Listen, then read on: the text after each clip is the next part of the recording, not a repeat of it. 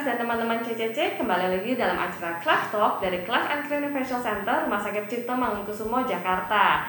Nah, hari ini kita akan membahas nih topik yang mungkin jarang didengar oleh parents atau teman-teman CCC di luar sana, yaitu topik mengenai craniosinostosis bersama dengan salah satu expert craniofacial surgeon di CCC, yaitu Dr. Vika Tania, spesialis bedah plastik, rekonstruksi dan estetik, konsultan craniofacial. Halo Dr. Vika, selamat pagi. Jessica, selamat pagi. Gimana kabarnya dok? Halo. Nah dok, hari ini kita mau membahas nih mengenai craniosinostosis, yang juga salah satu kelainan craniofacial ya dok ya. Mungkin parents dan teman-teman CCC di luar sana bingung nih apa sih craniosinostosis itu. Tapi kadang ada yang bilang itu tuh kepala peyang gitu, mungkin bahasa awamnya ya, kepala peyang yang kelainan ya dokter ya. Nah dok, mungkin bisa dijelaskan terlebih dahulu nih sebenarnya apa sih craniosinostosis itu? Oke, jadi craniosinostosis itu adalah kelainan pada tulang kranium di mana sutura atau celah-celah pada tulang tengkorak itu menyatu sebelum waktunya, sehingga terjadi gangguan pertumbuhan dari tulang tengkorak. Itu parents. Nah, kira-kira seberapa banyak sebenarnya kasusnya, dok? Kasusnya sendiri sebenarnya cukup banyak. Kalau jumlah kasus, kalau untuk di Amerika sendiri kasusnya itu sekitar 1 dari sekitar 2.500 kelahiran hidup. Jadi cukup banyak kasusnya. Cukup banyak. Kalau untuk datanya sendiri di Indonesia mungkin kita belum cukup tahu berapa pastinya di Indonesia, tapi di publikasi luar di Amerika sendiri sekitar 1 dari 2.500 kelahiran hidup. Untuk perbandingan aja, kelainan sumbing itu 1 dari 1.000 ya dok ya. Jadi lumayan sering sebenarnya. Memang jenisnya sendiri untuk craniosinostosis itu kan macam-macam dokter Jessica. Ada yang kan di kepala kita tuh kan celah-celahnya banyak. Ada yang di tengah, ada yang kayak seperti dado, ada yang di depan, ada yang di belakang. Jadi jumlahnya sendiri yang paling sering justru yang di tengah, yang sagittal. Jadi kalau dilihat secara klinis, tulang kepalanya tuh lonjong ke depan gitu kayak kapal. Nah itu yang paling sering. Oh itu paling sering dok. Ya. Baik. Nah sebenarnya kalau ditanya apa sih sebenarnya penyebab craniosinostosis ini dok, dan apa sebenarnya bisa dicegah? Jadi kalau craniosinostosis yang berupa kelainan ini ya, craniosinostosis beneran, peyang beneran, itu sebenarnya kalau dibilang kelainan penyebab utamanya sebenarnya belum tahu juga, tapi kemungkinan besar adalah adanya kelainan dari genetik ya. Genetik, kelainan genetik lah gitu. Cuman mungkin faktor resikonya sendiri sampai sekarang belum ada penyebab utama yang menjadi faktor resiko terjadinya anak-anak atau bayi-bayi lahir dengan craniosinostosis. Mungkin memang kesini-sini di jurnal-jurnal itu dibilang ada penyebab adanya kelainan penyakit tiroid pada ibu atau adanya penggunaan obat-obat tertentu. Tapi memang penyebab faktor resiko tersebut itu belum benar-benar secara diyakinkan sebagai salah satu penyebab faktor resikonya selain kelainan genetik. Nah kalau misalnya kelainan seperti ini, pencegahannya tuh jadi seperti apa dok? Nah berhubung kita juga belum tahu penyebab faktor risiko utamanya ya, pencegahannya juga kita jadinya belum bisa tahu banyak ya gimana cara pencegahannya. Yang penting sih mungkin obat-obatan yang kita tahu diduga bisa menyebabkan kelainan kongenital apapun yang selama kehamilan harusnya dicegah gitu penggunaannya. Baik, jadi memang prinsipnya adalah menjaga kehamilan yang baik dan sehat ya, parent. Kehamilan dari persiapan kehamilan. Iya, dari persiapan kehamilan, benar. Ya. Jadi mungkin bisa kolaborasi juga nih parents dan teman-teman selama kehamilan harus rajin antenatal care dan juga konsultasi dengan dokter obgynnya masing-masing. Nah dok, kira-kira kalau untuk craniosinostosis ini apa sih sebenarnya gejalanya? Kayak apa yang bisa kita deteksi secara dini gitu dok? Oke. Kalau secara dini yang bisa dilihat mungkin yang paling kelihatan dari parents adalah bentuk kepala ya. Dari klinis kita lihat dari rasio depan belakang dan samping ke samping. Tentunya akan lebih panjang antara depan ke belakang dan dari kiri ke kanan dengan rasio tertentu. Nah, yang paling bisa dilihat adalah gejala klinisnya dari itu. Jadi tergantung tadi dari jenis craniosinostosisnya yang jenis yang mana. Jadi craniosynostosis kan kalau kita anak bayi baru lahir kan masih ada ubun-ubunnya, belum padat semua tuh tulang tengkoraknya. Jadi nanti padatnya itu si celahnya itu akan menyatu setelah tergantung dari celahnya yang mana, menyatunya di usia keberapa bulan gitu. Jadi apabila dia menutup dengan cepat celahnya itu, jadinya pertumbuhan tulang tengkoraknya kan jadinya terhambat karena celah itulah yang membuat si tulang tengkoraknya bisa bukan mekar, berkembang sehingga otak yang di dalam juga bisa tumbuh. Kalau belum apa-apa tulang tengkoraknya udah menyatu semua, otak yang di dalam tulang tengkorak itu mau tumbuh juga jadi terperangkap terperangkap. Jadi salah satu gejala klinisnya adalah peningkatan tekanan intrakranial. Jadi mungkin kalau misalnya udah tinggi banget ya anaknya bisa muntah segala macam. Nah itu bisa salah satu gejala klinis awal. Tapi kalau yang gejala yang kita lihat dari penampakan anaknya, itu tergantung dari sutura atau celah mana yang menutup duluan.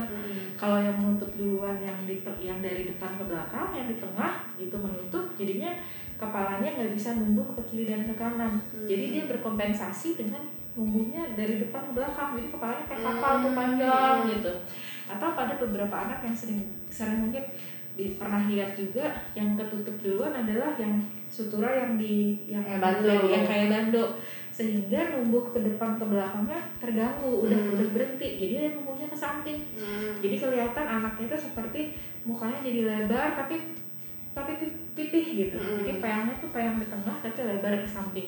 Nah itu mungkin yang lebih gampang dilihat. Kalau depan ke belakang kan kalau nggak panjang banget nggak terlalu kelihatan, cuma kok kayaknya kepalanya cakep ya, agak lonjong gitu ya, padahal sebenarnya ada kelainan gitu.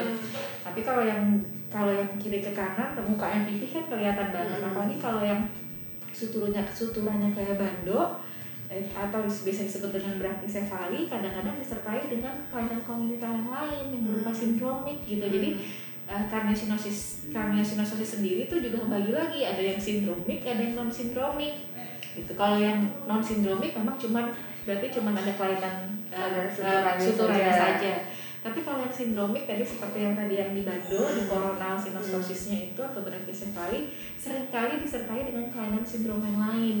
Misalnya dengan ada kelainan pada jari-jari, ada kelainan pada jantung, apa segala. Nah jadi ada yang sindromik, ada yang non sindromik. Kalau yang sindromik jelas secara klinis pasti lebih kelihatan lagi, lebih mudah untuk dideteksi ya. Jadi bukan hanya sekedar adanya gangguan pada bentuk kepala saja gitu, ada kelainan kognitif lain.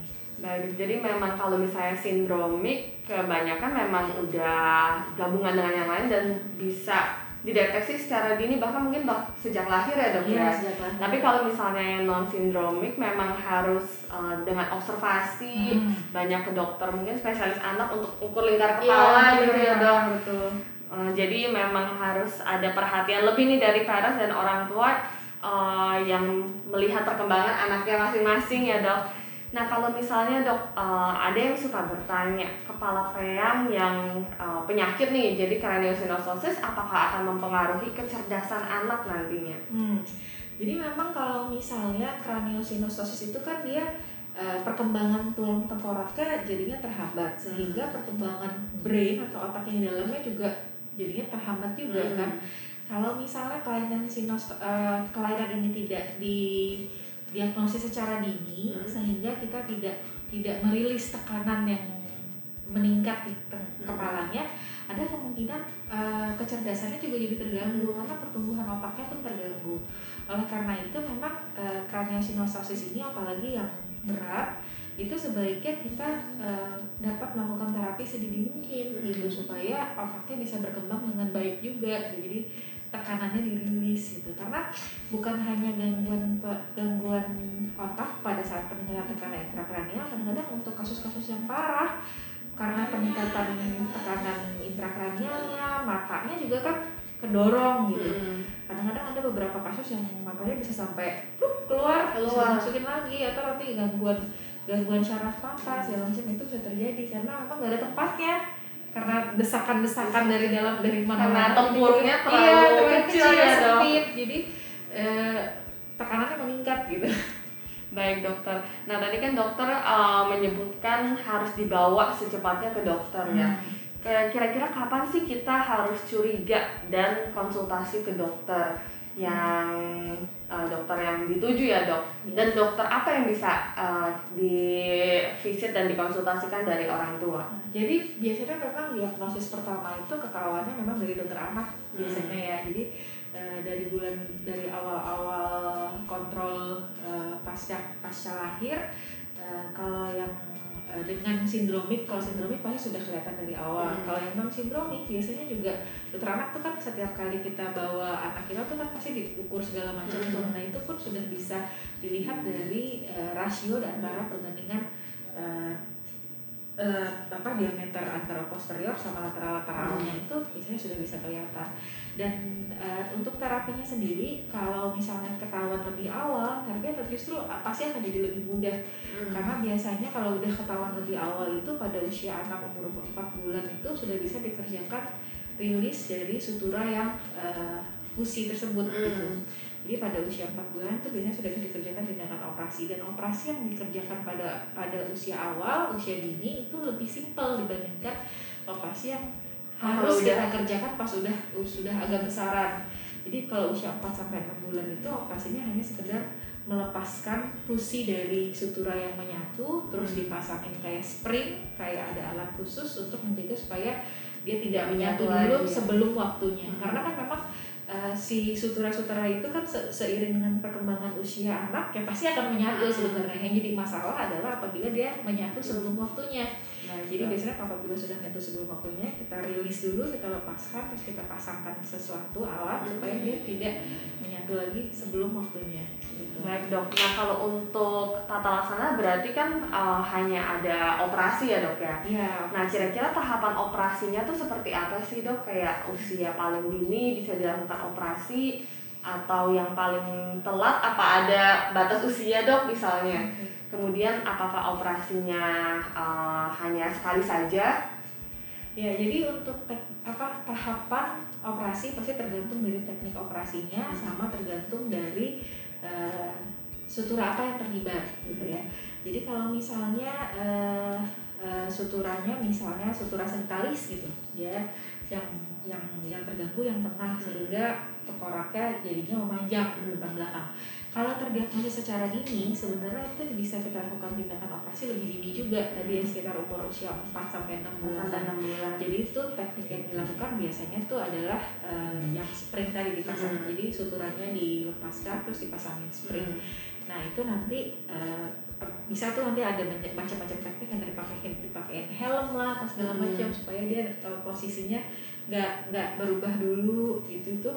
Nah itu bisa umur sekitar 4 sampai 6 bulan. Namun banyak juga biasanya di kita kasusnya datangnya tuh agak telatan tuh, udah setahunan, udah 1,5 tahunan. Biasanya tuh kalau untuk operasi yang dilepas terus dipasangin spring itu tuh udah agak telat tuh. Biasanya jadinya kita dilakukan tindakan teknik operasi yang lebih advance, lebih sulit, dilakukan cranioplasty. Jadi dilepaskan suturanya dan tulang tengkoraknya disusun lagi gitu, disusun lah sebagaimana caranya supaya akhirnya bentuknya lebih baik, dan juga space-nya jadi ada. Yang paling penting kan untuk space-nya otak untuk berkembang.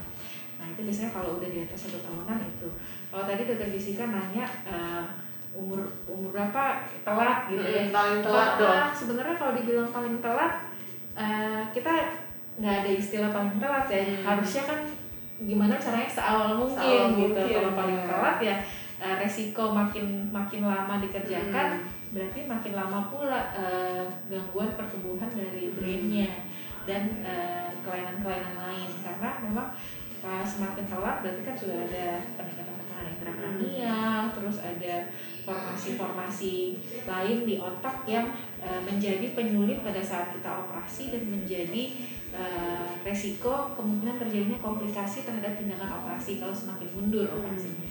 Baik dok, jadi memang baiknya semakin awal ya dok ya, semakin awal untuk diagnosis, operasi yang lebih mudah juga dan juga untuk resiko yang lebih minimal dan outcome-nya juga lebih baik untuk anaknya ya dok.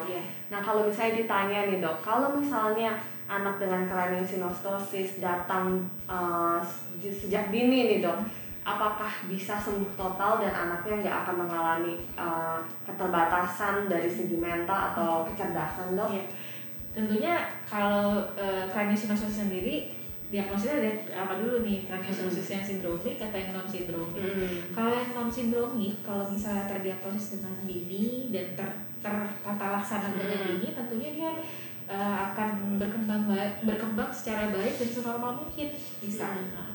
Kalau yang non sindromik tentunya kan dia ada kelainan kongenital lain yang perlu mendapatkan perhatian juga. Jadi itu mungkin agak lebih kompleks dibandingkan dengan craniosynostosis yang non sindromik. Baik, jadi kalau misalnya non sindromik dan dideteksi dini dengan penanganan awal, harusnya bisa mengurangi komplikasi ya dok ya. Baik, nah dok, tadi agak lupa nih Wak. Boleh jelasin tipe-tipe craniosynostosis nggak dok? Oke, tadi kalau yang secara umum kan tadi craniosynostosis ada yang sindromik, ada yang non sindromik. Kalau yang sindromik berarti terbatas hanya kelainan pada fusi sutura dari kranium yang belum sesuai waktunya. Kalau yang sindromik ada fusi di kraniumnya tapi disertai dengan kelainan kongenital yang lain. Biasanya tuh ada macam-macam tuh sindromnya, ada Crouzon, Apert, banyak deh, Pfeiffer itu biasanya disertai juga dengan selain kranium kelihatan juga ada kelainan wajah, sama ada beberapa sindrom yang disertai dengan kelainan jari-jari. Nah, terus untuk yang non sindromik tadi yang hanya kelainan fusi pada kranium itu dibedakan lagi berdasarkan jenis sutura kranium mana yang terlibat. Kalau yang ada kan sutura kalau kranium itu ada yang sagittalis, ada yang corona, ada yang lambdoid, ada yang tribonum. Nah itu nanti tergantung dari jenis sutura mana yang terlibat dan ada nama-namanya lagi. Dan sutura misalnya kan sutura yang corona tadi dia ada yang tergantung juga nanti di kiri kanan atau sebelah saja, yang di depan juga ada yang kiri kanan atau sebelah saja, belakang juga kiri kanan atau sebelah saja, yang satu kan cuma di tengah nih. Nah itu nanti tergantung sutura mana yang terlibat, nanti terlihat juga dari gejala klinis bentuk kepalanya seperti apa. Baik dok, nah mungkin nggak dok kalau misalnya sutura yang terlibat ini lebih dari satu dok? Mungkin itu bisa saja terjadi, tapi lebih jarang ya. Yang paling sering kalau di jurnal-jurnal tuh dibilang justru yang ini nih, yang sagital ya dok, paling sering. Baik dok, nah kira-kira ada pesan nggak nih kepada orang tua dan juga teman-teman CCC di luar sana yang mungkin juga bekerja di fasilitas layanan primer ya dok ya, mengenai kepala peyang yang patologis atau craniosynostosis ini dok? Iya, jadi mungkin kita perlu mendengarkan kekhawatiran orang tua ya. Orang tua kan ngelihat terus nih anaknya. Jadi biasanya kalau orang tua tuh yang merhatiin banget anaknya tuh ngeh juga kok kepala anaknya bentuknya agak aneh ya. Nah itu jangan diindahkan gitu, diabaikan, diperiksa diameter antero posteriornya, rasionya berapa yang normal. Kalau misalnya nggak normal ya tentunya sebaiknya dikonsulkan atau dirujuk ke spesialis anak, atau langsung ke bedah plastik boleh, atau mau ke bedah syaraf juga boleh. Apalagi kalau sudah disertai dengan kelainan-kelainan gejala klinis yang lain bisa dilihat gitu, udah ada kayak ada tanda-tanda peningkatan intrakranial, itu perlu diperhatikan lebih lagi gitu. Paling itu sih. Kalau untuk orang tua paling dilihat juga fisik anaknya itu pasti kelihatan sih kalau menurut saya ya. Nah, terus kan kalau misalnya bayi, apalagi kalau misalnya udah anak kesekian bisa dilihat kok ubun-ubunnya baru lahir aja ubun-ubunnya udah keras gitu. Itu bisa jadi perhatian deh buat orang tua. Sama ada gejala-gejala tanda peningkatan intrakranial, misalnya anaknya sering muntah, ya itu sih paling ini ya, paling muntah jadinya keringnya tuh. Baik. Nah kalau gitu terima kasih Dr. Vika atas waktunya dan informasinya nih mengenai kepala peyang craniosynostosis. Semoga dengan informasi kali ini semakin banyak parents dan juga teman-teman CCC di luar sana yang semakin aware mengenai penyakit ini dan bisa membantu untuk mendeteksi secara dini supaya bisa ditangani lebih dini untuk outcome yang lebih maksimal. Gitu ya dokter. Ya. Baik kalau gitu terima kasih dokter Vika atas Terima kasih, waktunya. Dr. Jessica. Sampai jumpa di episode selanjutnya.